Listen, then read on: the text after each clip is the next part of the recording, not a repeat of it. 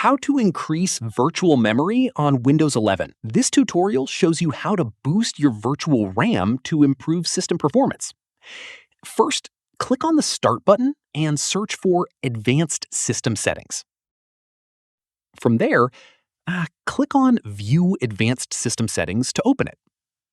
At this point, click on the Advanced tab at the top. From there, under the Performance section, click on Settings. After that, click on the Advanced tab again in the Performance Options window. In the next step, under the Virtual Memory section, click on Change. From there, uncheck the box that says Automatically Manage Paging File Size for all drives.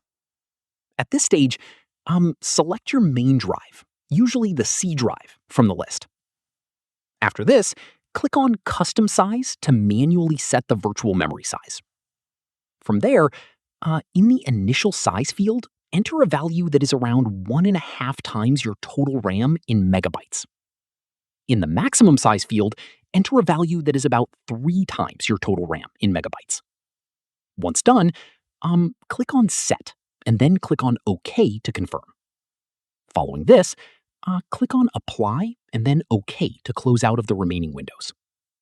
From here, restart your PC to apply the new virtual memory settings. Keep in mind, increasing virtual memory can help when your physical RAM is running low, but it is slower than actual RAM since it uses your hard drive or SSD. So it is a performance aid, not a full replacement for upgrading your physical RAM. Finally, once your PC restarts, go back to the virtual memory settings and confirm the new values are showing correctly under the paging file size for your drive. And that's it. If this guide helped you increase virtual memory on Windows 11, give it a like, subscribe for more Windows tutorials, and tap the bell icon for updates. See you in the next one.